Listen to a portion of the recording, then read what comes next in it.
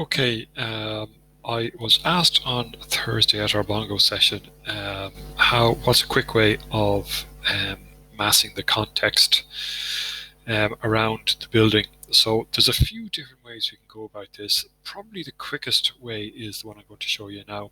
So here is the site plan in behind the building, and I'm going to go into wireframe so you can actually see. So this site plan has been scaled up so that it is correct and it is underlaying in the building there. Now there are masses here which I'm going to get rid of. Okay. Now what I'm going to do is I'm going to put in these buildings here. I'm going to mass these in, and I'm going into the Massing Inside tab, and I'm going into Place Mass. It says there's no one loaded. Would you like to load? I'm going to say yes. And here is where we are with the UK library, and we're into this folder here, into massing.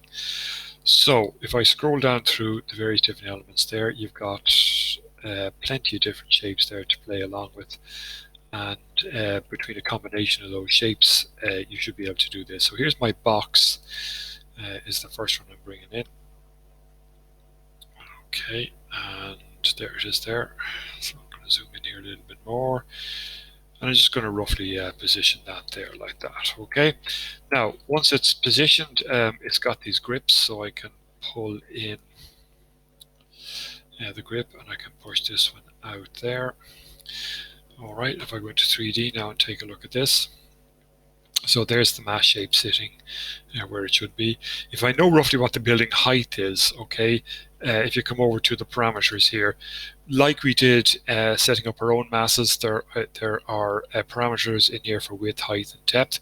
So maybe this height might be 1200. And I'll put that in there so it's a little bit higher. The other thing I wanted to do, look, if I turn on shadows, this mass currently will not throw a shadow because it is a transparency on it, and so we need to perhaps do something about that. So I'm going to pick that mass, and I'm going into its properties here. Now it's using what's called the default form as a material. Now you can swap that out and put in a different material. What I'm going to do literally is just on the surface pattern, I'm going to put in a solid pattern, and I'm going to make this a really kind of a light, almost like a creamy color, and that seems to work well for me here.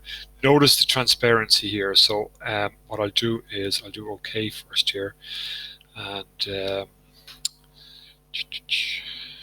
on ahead there now. Okay, no major difference there. Well, you can see just a little bit of color starting to pop in here.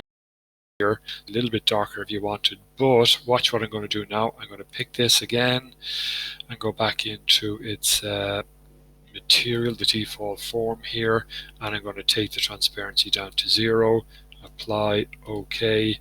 Now two things have happened. One, that the color should be a little stronger, and you can see now that it's throwing a shadow. Okay, now we're getting a rough boxy shape there, and that's it.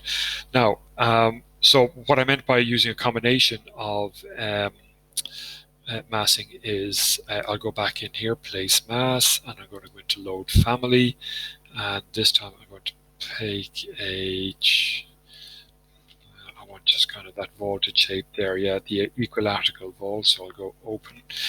And when this comes onto my cursor, which it is there, look, I can place on the face or on the workplace. So I want to place it on top of the mass, so it's placed on the face. And again, I'll just line it up roughly like so.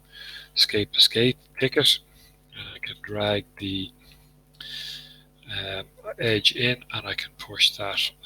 Maybe we'll leave it a little bit short, something like that there. And let's go into the 3D now. And you can see that will take shape. Okay, something like that.